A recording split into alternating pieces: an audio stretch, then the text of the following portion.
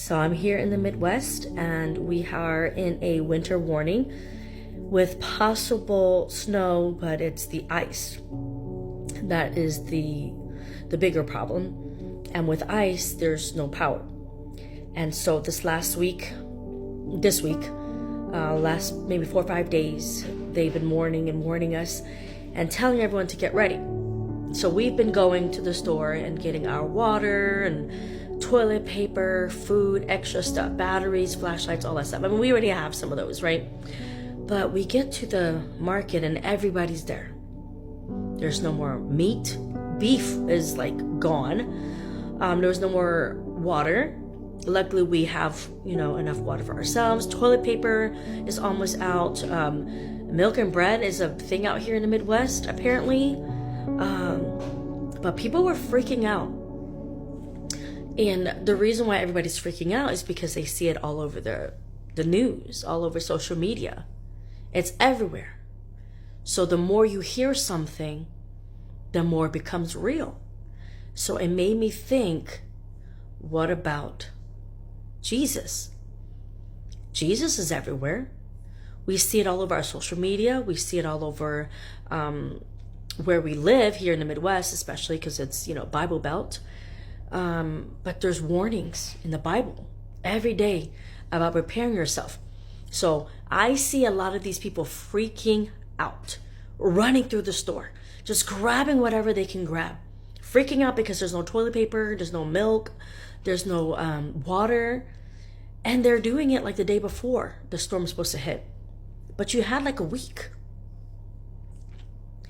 So it really made me think about what happens when Jesus comes. There is no chance. Just like the parable of the 10 virgins, 5 was brought more than enough for the day, throughout the night, and the next day. Then the other 5 foolish virgins only brought enough for that night. And they didn't know when the bridegroom was going to come. So when the groom showed up, when the announcement was like, oh, he's here, he's ready, get ready, the 5 that were wise, they were ready. Then the 5 foolish ones was like, hey, can we get some of yours? And they're like, no, if we give you some, we're not gonna have enough to walk to the house for the wedding. Well, you guys better hurry up and go to town. So they rushed off to go to town to buy it. And then the 5 wise ones, they go off into the wedding.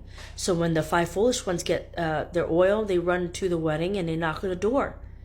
And Jesus says, I'm not opening the door for you. I don't know you. And so this storm, we're ready. We've always been, emergency ready. We've always been preppers. Because you just never know with the way that the world is. But not only are we ready, in the physical and the flesh, we're ready here. We're ready in our heart. Laying down our old lives. And picking up the cross every day. Every day you have to choose. I'm going to follow Jesus today. It's not just a one-time thing that we choose to follow him. It's every single day. Lukewarm only picks up Jesus and follows him whenever they want to. But those who have submitted themselves and surrendered to God, to Jesus, we live for him. We walk with them. We live to please them. We're not perfect, right? We're not sinless, but we sin less often. So I just want to give this warning to everyone. The reason why everyone's freaking out is because it's all over the news. And that's all everybody talks about. So that's why they're preparing. But what about your soul? What about preparing for when Jesus comes? Because he really could come any day. I know the scriptures, Jesus says that I will not come until all of that I talked about comes to pass. But God could do whatever he wants. He could change his mind at any time. And you have to live as if he could come anytime. Because as soon as you hear the trumpets, it's too late. As soon as you hear the trumpets, it's too late. You can't repent.